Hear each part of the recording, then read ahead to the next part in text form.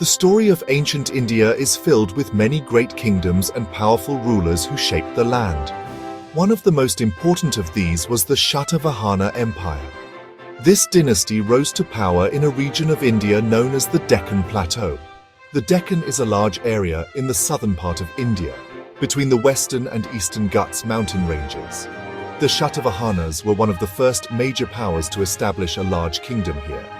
They are sometimes also called the Andhras in ancient texts like the Puranas. This has led to some discussion among historians about their exact origins, but their heartland was certainly the Deccan region. The Satavahana rule lasted for a very long time, which is quite remarkable for any ancient empire. Their story begins around the 1st century BCE, after the decline of the great Mauryan Empire that had controlled most of India. For about 300 years, and perhaps even longer, the Satavahanas governed their vast territories. This long period of stability allowed them to create a unique and influential culture. They connected the northern and southern parts of India through trade and ideas, acting as a vital bridge between different regions. Their kingdom saw a flourishing of trade, art, and religion, leaving a mark that can still be seen today. The main area of their control included parts of modern-day Maharashtra, Andhra Pradesh, and Telangana. At the peak of their power, their influence stretched even further, reaching into parts of Karnataka, Gujarat, and Madhya Pradesh. Their first capital was likely at a place called Pratisthana, which is modern Python in Maharashtra. Later, they also had other important administrative centers like Amaravati in Andhra Pradesh. The location of their kingdom was very strategic. It allowed them to control important land routes that connected the north and the south, as well as the busy seaports along the western and eastern coasts of India. Understanding the Satavahanas is important for understanding the history of ancient India. They were not just political rulers, they were patrons of art, architecture, and literature. They issued some of the earliest coins with portraits of their kings, which helps us learn about them. They supported both Brahmanism and Buddhism, showing a policy of religious tolerance. Their era saw the construction of magnificent stupas and monasteries, especially in places like Amaravati and Nashik. The Satavahana Empire created a strong foundation for the future kingdoms that would later rise in the Deccan and southern India. The Satavahana dynasty had several powerful and notable kings who helped the empire grow strong and prosperous. The founder of the dynasty was a king named Simukha. He is believed to have established the kingdom by overthrowing the last rulers of the Kanva dynasty who had succeeded the Mauryas in the north. Simukha laid the essential groundwork for what would become a major power in the Deccan. He united various local groups and established a base from which his successors could expand.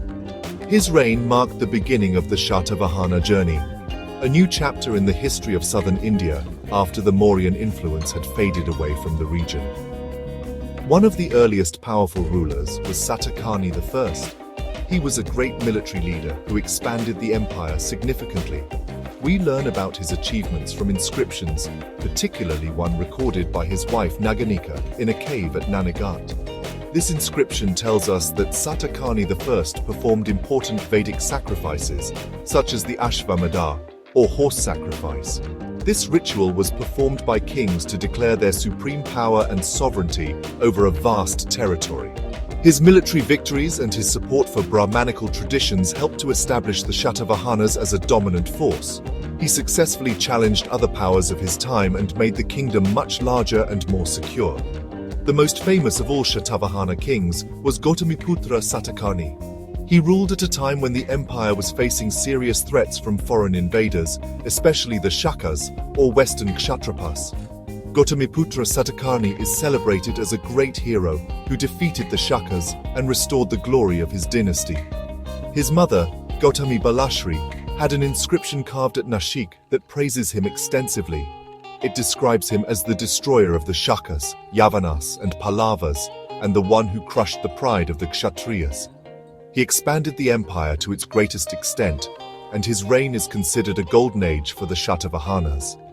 After Gautamiputra Satakani, his son Vashishtiputra Pulumavi continued to rule the large empire. He faced challenges from the Shakas, who were trying to regain their lost territories. Despite these pressures, he managed to hold the empire together and continued his father's policies. He is known for issuing many coins, some of which even feature the image of a ship, suggesting the importance of maritime trade. Another important later ruler was Yajna Sri Satakani. He was the last major king of the dynasty and managed to win back some territories from the Shakas. His coins have been found over a wide area, from Maharashtra to Andhra Pradesh, indicating that he ruled a vast kingdom until the end. The Satavahanas created a well-organized system to govern their large empire, which borrowed some ideas from the earlier Mauryan administration, but also had its own unique features. The king was the most powerful person in the empire. He was the head of the state, the commander-in-chief of the army, and the highest judge. The Satavahana kings used grand titles to show their power, such as Rajan, meaning king, and Maharaja, or great king. Uniquely, many of the kings were named after their mothers, like Gautamiputra, which means son of Gautami, and Vashishtiputra, or son of Vashishti. This practice, called metronymics, suggests that mothers held a very high and respected position in the royal family. To manage the vast territories, the empire was divided into smaller provinces or districts. These were called aharas. Each ahara was placed under the control of an official. The officials who governed these provinces were known as amatyas or mahamatras. These officials were responsible for collecting taxes and maintaining law and order in their areas. Below the provincial level, there were smaller administrative units, likely villages, which were managed by local headmen. This layered structure of governance helped the king in the capital city of Pratisthana to effectively control faraway parts of the empire and ensure that his orders were carried out properly. The Satavahanas also had a system of appointing feudatory chiefs, or subordinate rulers, to control certain regions. These local rulers were allowed to govern their own territories, but had to accept the supreme authority of the Satavahana king. They were known by titles such as Maharathi and Mahabhoja. These chiefs often had strong local connections and family ties, which helped in managing the diverse populations within the empire. They would collect revenue on behalf of the king and provide military support when needed. This system of using local chiefs was a practical way to rule a large and diverse kingdom without needing a massive central bureaucracy everywhere. The administration also included officials with specific duties. For example, there were treasurers who looked after the royal treasury, and scribes who maintained official records. Inscriptions mention officials called Mahasenapati, who were commanders of the military forces. The government collected revenue mainly from land taxes. A portion of the agricultural produce, typically 1/6, was collected from the farmers as tax. There were also taxes on trade and crafts, which contributed to the wealth of the state. This organized administrative machinery was key to the long-lasting stability and prosperity of the Satavahana Empire for over 3 centuries. The economy of the Satavahana Empire was strong and diverse, built upon a foundation of agriculture, crafts, and extensive trade. Agriculture was the main occupation for most people living in the kingdom. The fertile river valleys of the Godavari and Krishna rivers provided excellent land for farming. Farmers grew a variety of crops, with rice being particularly important in the coastal delta regions. They also cultivated wheat, barley, and cotton. The government supported agriculture by encouraging the development of irrigation systems, which helped to increase food production. This agricultural surplus was crucial because it fed the population and provided the base for the empire's wealth and stability. Beyond farming, the Satavahanas presided over a flourishing network of trade, both within India and with foreign lands. The empire was strategically located to control major trade routes that connected the north and the south of India. These routes were busy with merchants and caravans carrying goods from one part of the country to another. Important inland trade centers included Pratisthana, Tagara, now known as Ter, and Nashik. These cities were hubs of craft production, where skilled artisans made textiles, pottery, and metalwork. The goods produced in these centers were making the cities wealthy and prosperous. The most remarkable feature of the Satavahana economy was its maritime trade, especially with the Roman Empire. The discovery of the monsoon winds by sailors allowed for regular and predictable sea voyages across the Indian Ocean. The western coast of India, under Satavahana control, had several important ports like Barigaza, modern Bharuk, Sopara, and Kalyan. Roman ships would arrive at these ports filled with gold and silver coins, wine, and glass. In return, they would buy Indian goods such as spices, fine textiles like muslin, silk, precious stones, and ivory. This trade was incredibly profitable for the Satavahana kingdom. The evidence for this vibrant trade with Rome is abundant. A large number of Roman coins, especially those of emperors like Augustus and Tiberius, have been found at various archaeological sites in the Deccan. This indicates the high volume of trade. Ancient Roman texts, such as the Periplus of the Erythraean Sea, also describe these trade routes and ports in great detail.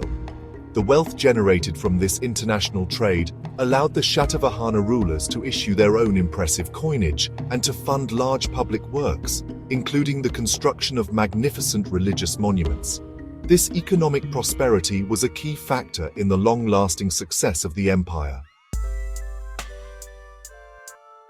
The coins issued by the Satavahana kings are among the most important sources of information we have about their history. They were one of the earliest Indian dynasties to issue coins with portraits of their rulers. This was, a significant development in the history of Indian coinage.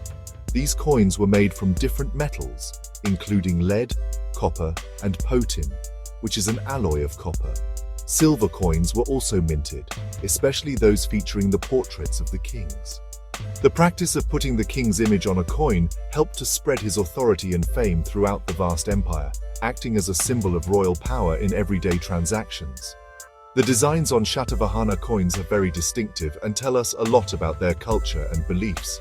A typical silver portrait coin would have the king's bust on one side, with his name inscribed in the Brahmi script. The inscription often included the king's name and his titles. On the other side of the coin, there was usually a symbol known as the Ujjan symbol, which consists of a cross with 4 circles at the ends. Other common symbols found on their coins include a hill with 3 or 6 arches, a tree and a railing, and a ship. These symbols likely represented important aspects of their kingdom, such as its geography or its maritime power. The coins of different rulers help us trace the history and extent of the empire. For example, the coins of Gautamiputra Satakani are particularly interesting. He is known to have restruck the coins of the Shaka king Nahapana, whom he defeated. He stamped his own symbols over Nahapana's, which was a clear political statement of his victory and dominance. The coins of Yajnasri Satakani, which feature a 2-masted ship, are powerful evidence of the importance of seafaring and maritime trade during his reign. The discovery of these ship-type coins along the eastern coast suggests his control over the sea routes there. The distribution of these coins across different archaeological sites helps historians map the boundaries of the Satavahana kingdom at different times. When coins of a particular king are found in a certain area, it suggests that the region was likely under his rule, or at least within his sphere of economic influence. The language and script used on the coins, primarily Prakrit written in Brahmi, also provide valuable linguistic evidence. In essence, these small metal discs are not just currency, they are miniature historical documents that have survived for 2,000 years, offering us direct clues about the rulers, their territory, and their times. The Satavahana rulers, followed a policy of religious tolerance and provided support to different faiths, primarily Brahmanism